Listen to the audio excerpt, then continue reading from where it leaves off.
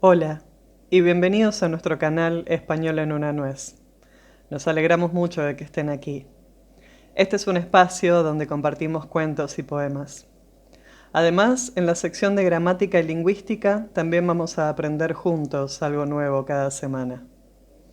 Antes de empezar, queremos pedirles que, si les gusta el contenido de nuestro canal, suscríbanse por favor. Esto nos ayuda a seguir creando y creciendo. Y no olviden activar la campanita para ser los primeros en recibir las notificaciones de los próximos videos. Gracias. Hoy vamos a leer el cuento El hombre que sabía javanés de Lima Barreto del libro Ficciones desde Brasil.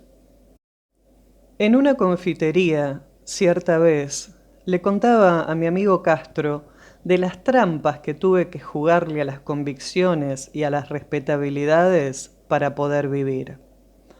Hubo incluso una ocasión, cuando estuve en Manaos, en que me vi obligado a esconder mi calidad de licenciado para obtener más confianza de los clientes que afluían a mi oficina de hechicero y adivino. Ese era el tipo de cosas que yo le contaba. Mi amigo me oía callado, embebido, gustando de aquel Gil Blas vivido, hasta que, en una pausa de la charla, al agotar nuestros vasos, me observó vagamente. «Has llevado una vida muy divertida, Castelo.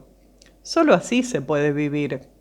Esto de una ocupación única, salir de casa a determinadas horas, volver a otras, aburre, ¿no te parece? No sé cómo me he aguantado allá en el consulado. Uno se cansa, mas no es eso lo que me admira. Lo que me admira es que hayas pasado tantas aventuras en este Brasil imbécil y burocrático. ¿Qué va? Aquí mismo, mi querido Castro, se pueden componer bellas páginas de vida. Imagínate que yo ya fui profesor de javanés. ¿Cuándo? ¿Aquí, después de que volviste del consulado? No, antes. Y de hecho, fui nombrado cónsul por eso. Vamos, cuenta, ¿cómo fue? ¿Bebes más cerveza? Sí. Mandamos buscar otra botella, llenamos los vasos y continué. Yo había llegado hace poco a Río y estaba literalmente en la miseria. Vivía huyendo de pensión en pensión, sin saber ni cómo ni dónde ganar dinero, cuando leí en el Jornal do Comercio el siguiente anuncio. Se busca profesor de lengua javanesa, para cartas, etc. Ahora, me dije a mí mismo, he ahí una posición que no tendrá muchos concurrentes. Si yo chapucease 4 palabras, me presentaría. Salí del café y anduve por las calles, siempre imaginándome como profesor de javanés, ganando dinero, andando en el tranvía y sin encuentros desagradables con los cadáveres, con los acreedores. Sin darme cuenta, me dirigí a la Biblioteca Nacional. No sabía bien qué libro iba a pedir, pero entré, entregué el sombrero al portero, acepté un recibo y subí. En la escalera me vino a la mente la idea de pedir la gran enciclopedia, letra J, con el fin de consultar el artículo relativo a Java y a la lengua javanesa. Dicho y hecho. Me enteré, luego de algunos minutos, de que Java era una gran isla del archipiélago de Sonda, colonia holandesa, y que el javanés, lengua aglutinante del grupo malayo-polinesio, poseía una literatura notable, al igual que una escritura en caracteres derivados del viejo alfabeto hindú. La enciclopedia me indicó algunos trabajos sobre la tal lengua malaya y no dudé en consultar uno de ellos. Copié el alfabeto, su pronunciación figurada y salí. Anduve por las calles, deambulando y rumiando aquellas letras. En mi cabeza bailaban jeroglíficos. De vez en cuando consultaba mis notas. Entraba en los jardines y escribía esas musarañas en la arena para guardarlas bien en la memoria y habituar la mano a escribirlas. En la noche, cuando pude entrar en casa sin ser visto, para evitar indiscretas preguntas del casero, seguí en mi cuarto engullendo mi alfabeto malayo y con gran ahínco me impuse el propósito de que, por la mañana, lo conocería perfectamente. Me convencí de que aquella era la lengua más fácil del mundo y salí, aunque no tan temprano como para evitar encontrarme con el encargado del alquiler de las habitaciones. Señor Castelo, ¿cuándo saldamos su cuenta? Le respondí entonces con la más encantadora esperanza. En breve, espere un poco, tenga paciencia, voy a ser nombrado profesor de javanés y... Pero ahí el hombre me interrumpió. ¿Qué diablos viene a hacer eso, señor Castelo? Encontré esto divertido y ataqué el patriotismo luso de aquel hombre. Es una lengua que se habla por allá por los lados de Timor. ¿Sabe dónde es? Oh, alma ingenua. El hombre se olvidó de mi deuda y me dijo con aquel hablar fuerte de los portugueses. Yo aquí conmigo, la verdad, no sé bien, pero oí decir que son unas tierras que tenemos por allá, por los lados de Macao. ¿Y usted sabe de eso, señor Castelo? Animado con esta salida feliz que me dio el javanés, volví a buscar el anuncio, y allí estaba.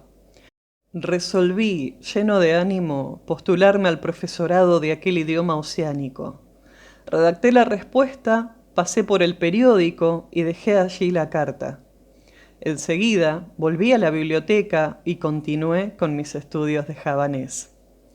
No hice grandes progresos ese día. No sé si por juzgar que el alfabeto javanés era el único saber necesario para un profesor de lengua malaya, o por haberme empeñado más que todo en la bibliografía y en la historia literaria del idioma que iba a enseñar. Al cabo de 2 días recibía yo una carta para ir a hablar con el doctor Manuel Feliciano Soares Albernaz, barón de Jacuecanga, en la calle Conde de Bonfim, no recuerdo bien qué número. Es preciso que recuerdes que entre tanto continué estudiando mi malayo, esto es, el tal javanés. Además del alfabeto, me enteré del nombre de algunos autores, aprendí a preguntar ¿cómo está usted, señor?, junto con 2 o 3 reglas de gramática. Todo este saber firmemente cimentado con unas 20 palabras del léxico.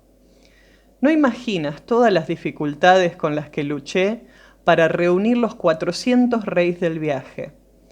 Es más fácil, puedes estar seguro, aprender javanés. Fui a pie. Llegué bañado en sudor, con maternal cariño. Los añosos árboles de mango que se perfilaban en la alameda frente a la casa de aquel noble me recibieron, me acogieron y me reconfortaron.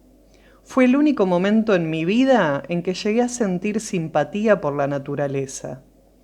Era una casa enorme que parecía estar desierta.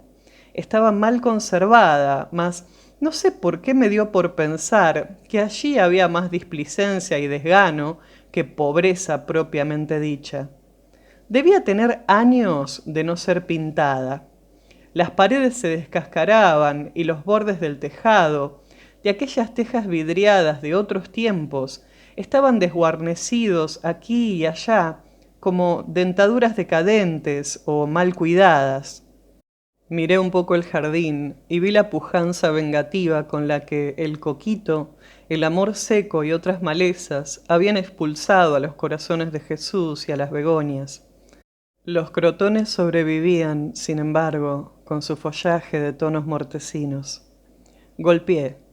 Tardaron en abrirme.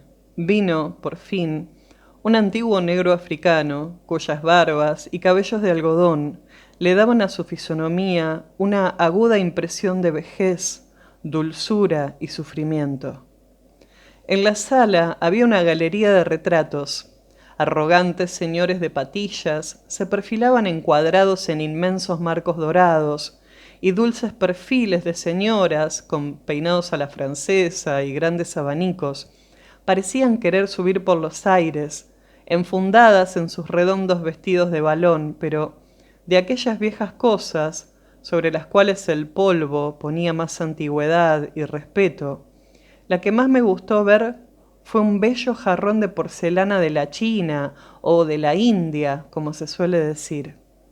Aquella pureza de la loza, su fragilidad, la ingenuidad del diseño y su opaco brillo de luna sugerían que aquel objeto había sido hecho por las manos de un niño en pleno sueño, para encanto de los ojos fatigados de hombres viejos y sin ilusiones.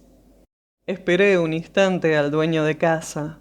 Tardó un poco, un tanto vacilante al andar, con el pañuelo de alcobaza en la mano, tomando venerablemente el rapé de antaño, lo vi llegar, lleno de respeto. Tuve el deseo de irme. Aun si no fuera él el discípulo, era en todo caso un crimen mistificar a aquel anciano, cuya vejez traía a mi pensamiento algo augusto, sagrado. Dudé, pero decidí quedarme. Yo soy, adelanté, el profesor de javanés que el señor dice necesitar. Siéntese, me respondió el anciano. ¿Es usted de aquí? ¿De Río? No, yo soy de Canavieiras. ¿Cómo? Dijo él. Hable un poco alto, que soy sordo. Soy de Canavieiras, en Bahía, insistí. ¿Dónde hizo sus estudios? ¿En San Salvador? ¿En dónde aprendió javanés? Indagó él con aquella terquedad propia de los viejos. No contaba con esa pregunta, pero inmediatamente edifiqué una mentira. Le conté que mi padre era javanés, tripulante de un navío mercante, había terminado en Bahía, se había establecido en las proximidades de Canavieiras como pescador, se había casado, había prosperado y fue con él que aprendí javanés. ¿Y él te creyó? ¿Y tu aspecto físico? Preguntó mi amigo, que hasta entonces me había oído callado. No soy, objeté, muy diferente de un javanés. Estos cabellos míos, recios, duros y gruesos, y mi piel bronceada, pueden darme muy bien el aspecto de un mestizo malayo. Tú sabes bien que entre nosotros hay de todo. Indios, malayos, taitianos, malgaches, guanches, hasta godos. Es una comparsa de razas y tipos para darle envidia al mundo entero. Bien, dijo mi amigo, continúa. El viejo, reinicié, me oyó atentamente y consideró detenidamente mi físico. Parecía que me juzgaba de hecho hijo de malayo y me preguntó con dulzura, ¿entonces está dispuesto a enseñarme javanés? La respuesta me salió sin querer. ¿Cómo no? Usted estará admirado, adujo el varón de Jacuecanga, de que yo, a esta edad, todavía quiera aprender cualquier cosa, pero no tengo nada que admirar. Se han visto ejemplos y muy fecundos. Lo que yo quiero, mi estimado señor Castelo, contesté, lo que yo quiero, mi estimado señor Castelo, es cumplir un juramento de familia. No sé si usted sabe que soy nieto del consejero Albernaz, aquel que acompañó a don Pedro I cuando abdicó. Al volver de Londres, él trajo un libro en una lengua extraña, por el cual sentía una grande estima. Un hindú o un siamés se lo había dado en Londres, en agradecimiento a no sé qué servicio prestado por mi abuelo. Al morir, llamó a mi padre y le dijo, «Hijo, tengo este libro escrito en javanés. Me ha dicho, quien me lo dio, que evita desgracias y trae alegrías para quien lo tiene. Yo no sé nada con certeza. En todo caso, guárdalo. Sin embargo, si quieres que el hado que me legó el sabio oriental se cumpla, asegúrate de que tu hijo lo entienda, para que nuestra raza sea siempre feliz». Mi padre, continuó el viejo varón, no creyó mucho en la historia, con todo, guardó el libro. A las puertas de la muerte, él me lo dio y me dijo lo que le había prometido a su padre. Al comienzo, poco caso le hice a la historia del tal libro. Lo dejé en algún rincón y fabriqué mi vida. Llegué hasta olvidarme de él, mas de un tiempo para acá he pasado por tanto disgusto, tantas desgracias han caído sobre mi vejez, que me acordé del talismán familiar. Tengo que leerlo, comprenderlo, y no quiero que mis últimos días anuncien el desastre de mi posteridad. Y para entenderlo, es claro que necesito entender javanés. Ahí tiene usted. Guardó silencio y noté que los ojos del anciano se habían humedecido, cargados de un suave rocío. Se los enjugó discretamente y me preguntó si quería ver el libro. Le respondí que sí. Llamó a su criado, le dio las instrucciones necesarias y me explicó que había perdido a todos sus hijos y sobrinos, y que solo le quedaba una hija casada cuya prole, desgraciadamente, se reducía a un hijo débil de cuerpo, de salud frágil y oscilante. Vino el libro.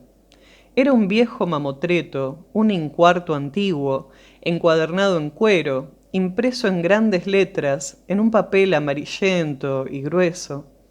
Faltaba la primera página, y por eso no se podía leer la fecha de impresión.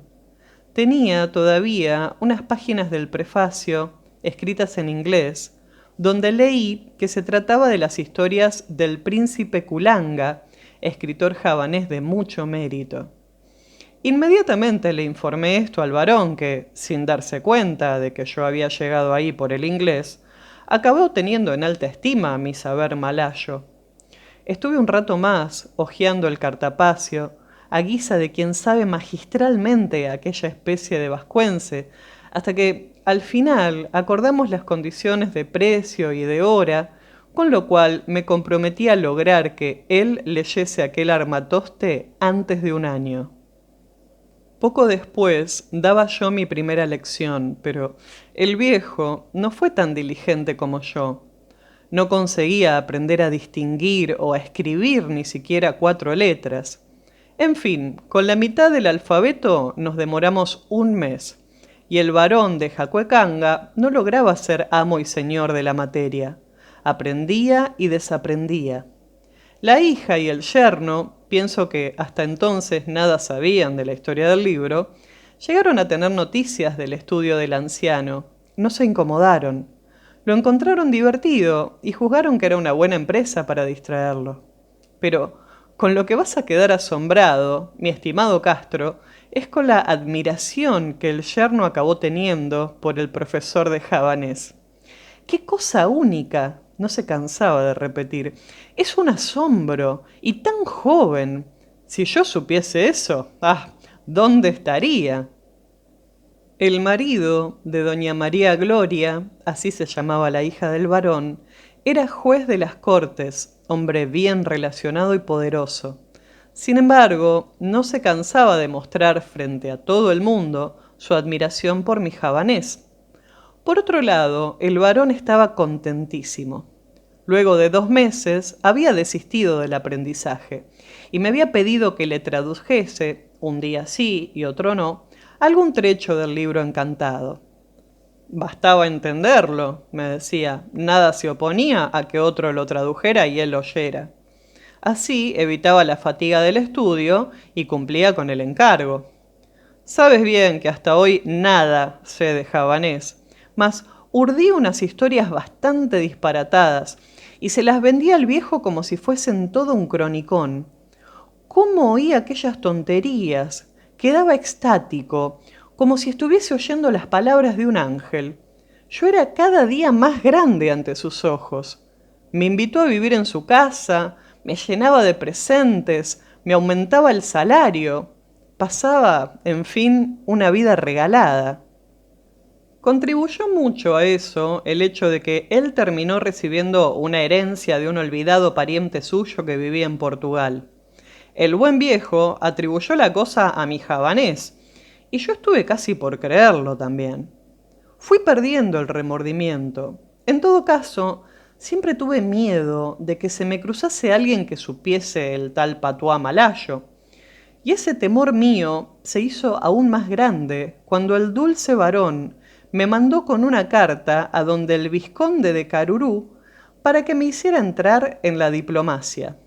Le hice todo tipo de objeciones: mi fealdad, la falta de elegancia, mi aspecto de tagalo. ¿Cuál?, replicaba él. Vaya, muchacho, usted sabe javanés. Fui. Me mandó el vizconde para la Secretaría de Asuntos Extranjeros con diversas recomendaciones. Fue un éxito.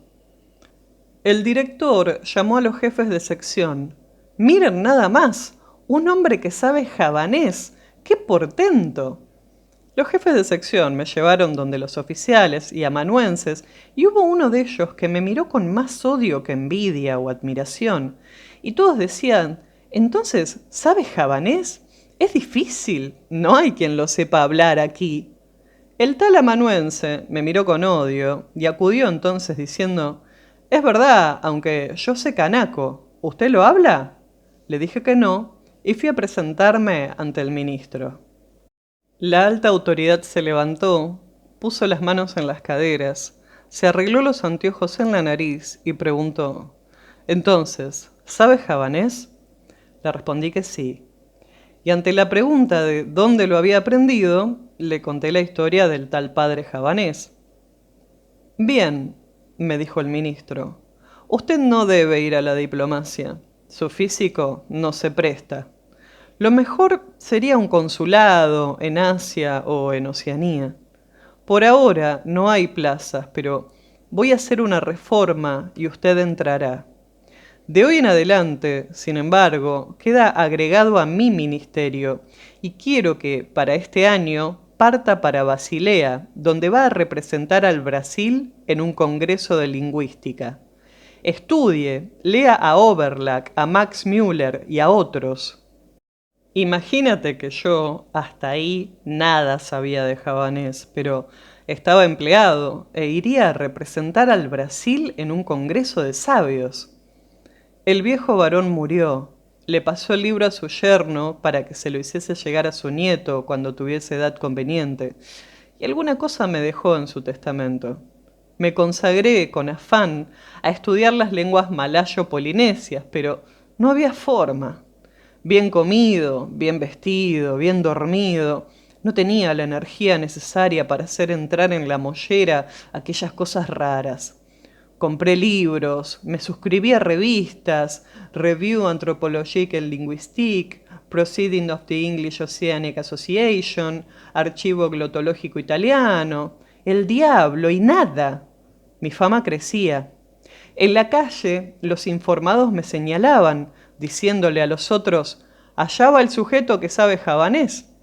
En las librerías, los gramáticos me consultaban sobre la colocación de los pronombres en la tal jerga de las islas de Sonda. Recibía cartas de los eruditos del interior. Los periódicos citaban mi hondo saber, y me rehusé a aceptar un grupo de alumnos sedientos de entender el tal javanés. Por invitación de la redacción, escribí en el Journal du Comercio un artículo de 4 columnas sobre la literatura javanesa antigua y moderna. «¿Cómo? Si tú nada sabías», me interrumpió el atento Castro. De manera muy simple. Primero describí la isla de Java, con el auxilio de un diccionario y un tanto de geografía, y después cité a más no poder. «¿Y nunca dudaron?», me preguntó aún mi amigo. «Nunca. Es decir, una vez casi me vi perdido. La policía prendió a un sujeto, un marinero, un tipo bronceado que solo hablaba una lengua rarísima. Llamaron a diversos intérpretes, nadie le entendía. También fui llamado, con todo el respeto que mi sabiduría merecía, naturalmente. Me demoré en ir, pero fui al final. El hombre ya estaba libre, gracias a la intervención del cónsul holandés, con quien se hizo entender a punta de media docena de palabras holandesas. El tal marinero era javanés. Uf. Llegó, en fin, la época del Congreso y me fui para Europa. ¡Qué delicia! Asistí a la inauguración y a las sesiones preparatorias. Me inscribieron en la sección de tupí-guaraní y luego me fugué a París.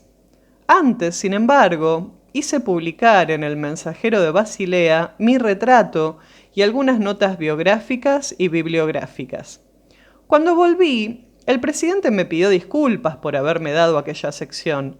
No conocía mis trabajos y había juzgado que, por ser americano-brasileño, me estaba naturalmente indicada la sección de tupí-guaraní. Acepté las explicaciones y hasta hoy no he podido escribir mis obras sobre el javanés para mandárselas conforme se lo prometí. Acabado el congreso, hice publicar extractos del artículo del Mensajero de Basilea en Berlín, en Turín y en París, donde los lectores de mis obras me ofrecieron un banquete presidido por el senador Gorot.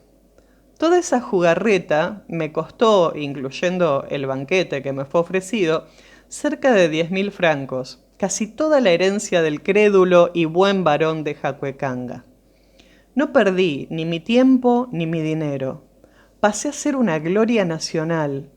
Y al bajar en el muelle Farrú, a mi regreso, recibí una ovación de todas las clases sociales y el presidente de la República, días después, me convidaba para almorzar en su compañía. 6 meses después, fui nombrado cónsul en La Habana, donde estuve 6 años y a donde volveré con el fin de perfeccionar mis estudios de las lenguas malaya, melanesia y polinesia. Es fantástico, observó Castro, agarrando el vaso de cerveza. Pero mira, si no me sintiera contento, ¿sabes lo que sería? ¿Qué? Bacteriólogo eminente. ¿Vamos? Vamos. Eso es todo por hoy. Esperamos que hayan disfrutado del video y si les gustó, por favor, compártanlo con sus amigos y familiares. Y no olviden suscribirse al canal para recibir más contenido como este. Muchas gracias y hasta la próxima. Chao.